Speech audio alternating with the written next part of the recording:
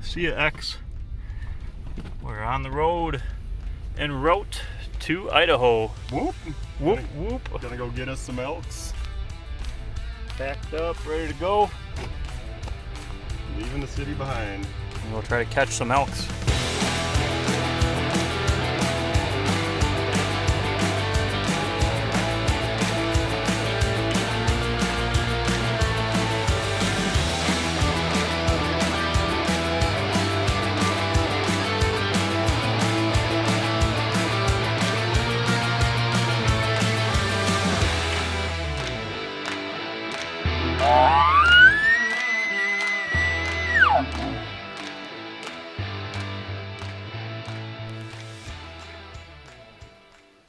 Taking a little lunch break here with Mr. Joe Becker. What's up? Came up here this morning, and in this spot when we did a bugle, we got a response right up in that valley. And we thought we could come around the back side. And we went up this valley. A mile and a half, was it? Mile Mile and a half. And then realized we couldn't get to him, or he wasn't where we thought.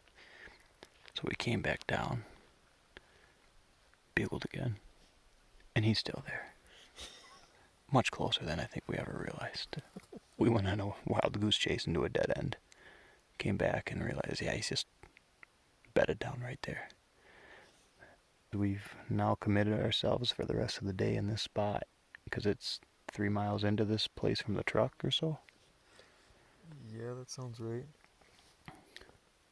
So we're going to conserve the rest of our granola bars and sandwich, knowing that food's going to have to get us to dinner over the next 8 hours here. So a nice healthy midday break while we think about our strategy, how to get this bedded bull and potentially bedded herd. Ideally with some satellites we can cow call in and pop some lungs. Stay tuned. So after my plan of going up the valley, around the mountain, and come in behind the elk did not work, now we're going to try Joe's plan. Just go straight up the steepest, thickest part of the hill, get downwind of the elk, and try to sneak in real close and see if we can call one in. Elk bed. When we found the beds, we knew we were close and at a good elevation. We proceeded very cautiously, and it didn't take long before all of a sudden we saw antlers moving through the trees about 70 yards away, upwind of us, which was perfect, and we watched them bed about 40 yards away from right where we were set up. 2, yep. 3, 4, 5, 6. Couldn't ask for a better scenario. We got an affirmative bull 40 yards away right down there.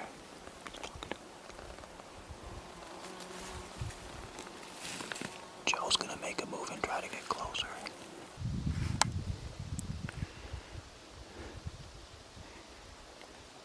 Ready?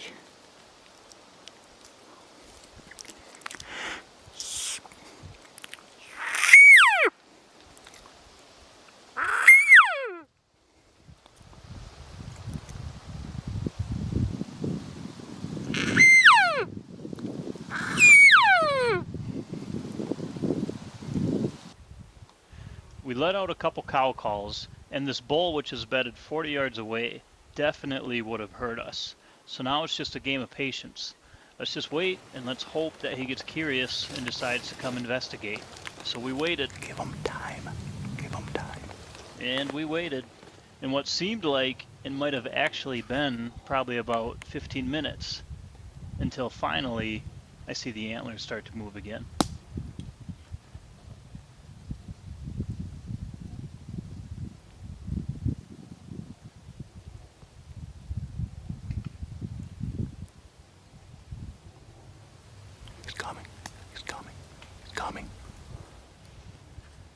I let Joe know he was coming because I saw him get up and start to move towards us, although I'm sitting a little higher than Joe, so Joe can't see the bull yet. My camera also isn't picking him up, and of course the bull hangs up and stands there, so we wait a little longer.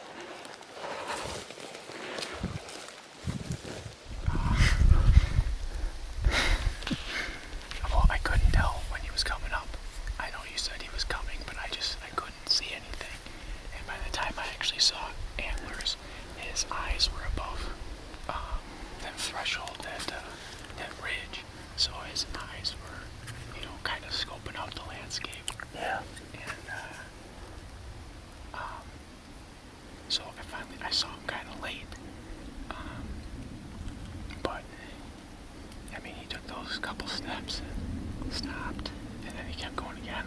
I was about to go to full draw, and he kind of had his head down and kind of slightly looking away, but it popped up so freaking fast that he caught me almost, like, starting my draw, and I was never able to pull back.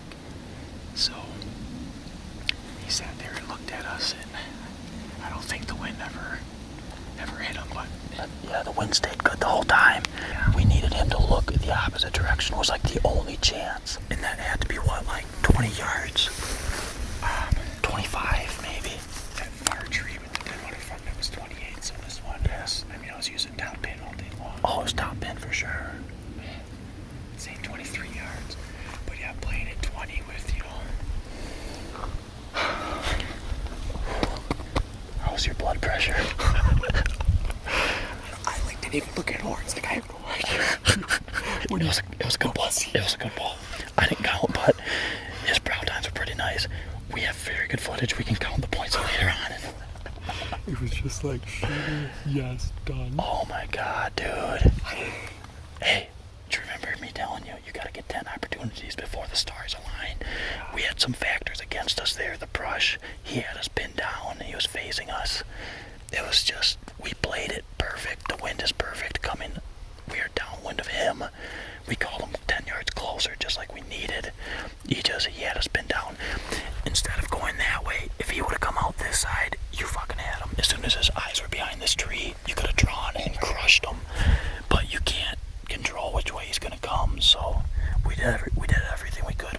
We played that very well. Yeah, my windows on the left are so much better than what they were over there on the right. Hey man, it's a second day. You gotta have some heartbreak before you kill one. It'll feel that much better when you kill one, right? Yeah. Well, you know what the really good news is? What's that? I'm pretty sure we got a herd bull and possibly another one back there. That's true. They went further away, right? They're not busted. No. Well, let's go kill them. Let's go.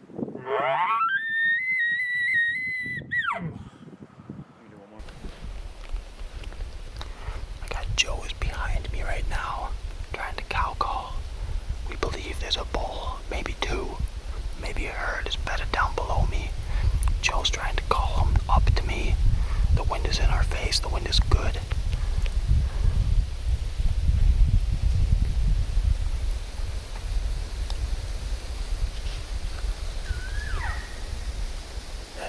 That's Joe calling.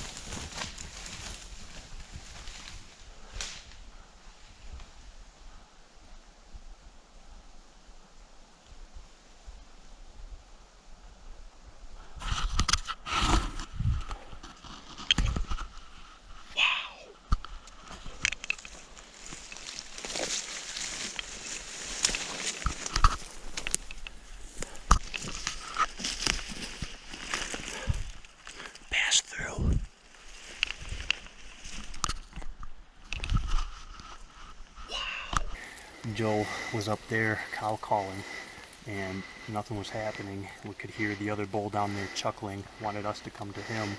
So finally I just gave a bugle, and immediately when I saw the bugle I saw the elk moving, and 2 cows, younger ones, started coming straight at me. And they came and they walked up this hill, and they got within 1 yard. I'm not even kidding. You'll see the GoPro video, dude. Like, the cow got a yard away from me, and instead of like running into me or walking through me, the first one turned, and I shot the second one frontal. It was like 2-yard shot frontal, and I was so nervous. Like, I'm worried I wasn't dead centered. I was a little off to the right, but that arrow passed through her, stuck in the ground, and is covered in blood. And it should have got an artery, hopefully got 1 lung at least, but it passed through. Like, we're gonna have to blood trail, but we just hope she's laying there dead. If it was a dead center shot, I'd know she's dead. I'd go right after her, but we're not sure, so we're just gonna give her a couple minutes and then go blood trailing. But follow me with the camera, Joe. I'll show you the arrow. Come here.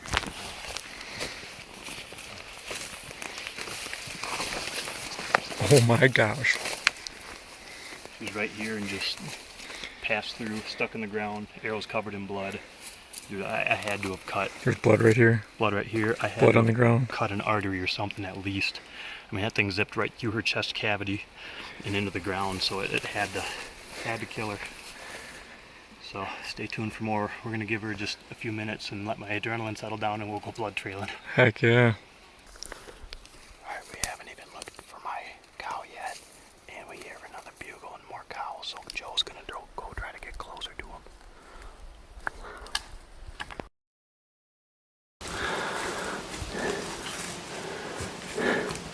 I didn't see anything. No. Did one bust over there? No. Wind got bad though. Yeah, it was swirling. I mean, maybe one did. Yeah. You think they all moved? I could hear a distant bugle. Yeah. Did you find my elk? No. Okay. Alright, well, that opportunity Joe just had is ended. The wind swirled all over the place and eventually got to the elk. We believe they got quiet and we think they left. So now it's back on to blood trailing. Got pretty healthy blood. Constant. That's encouraging. Very healthy blood. Feeling good about it so far. Very good blood. This thing ain't living, man. We got a dead elk. Elk meat in the freezer.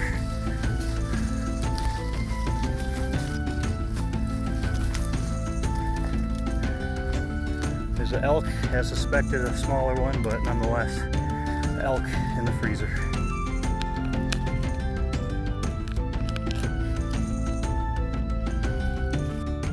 So, we found my cow, calf, elk. While I was standing up there, these 2 calves just came running at me, and I thought about just waiting to see if more elk were going to come following them, see if the cow or a bull came following them in. But when they almost literally ran me over, I figured they're going to bust, because they might actually like hit me, and if they bust, the whole situation is probably going to fall apart. So I made a decision to go ahead and take her. All I can say is I've had an amazing experience out here so far, only on the 2nd day, and I will appreciate the meat that she provides. Even a young elk is going to provide as much or maybe more meat than a mature white-tailed deer, which is what I'm used to hunting. And she definitely is heavier than any deer I've tried to drag and move around, so all I can say is we got some good elk meat in the freezer, and I think the 4 of us are going to appreciate we got a tag filled and we got some elk meat to bring home with us.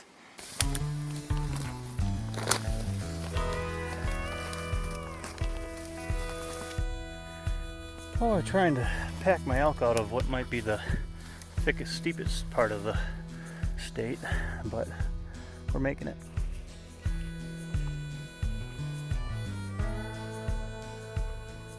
Well, we're really not that far out packing this elk out, and as fate would have it, thunderstorms brewing, so I guess we get wet. Well, we got the quarters back to the truck, not before the hail started hailing on us, but all I can say is, hell yeah! We got an elk, baby! So I wish I could tell you that we ended up tagging out all 3 tags, but at the end of the week it was just the one elk we had to bring home with us. Half of it to Wisconsin and half of it to Minnesota, split up evenly, and I can tell you that 50 pounds of meat yielded tastes a whole lot better than any sort of tag soup would have ever tasted. Thousands of miles driven, pretty penny spent. We cannot complain about the quality of hunting though. We had a lot of close opportunities and a lot of action. Just couldn't seal the deal with any other opportunities that we had.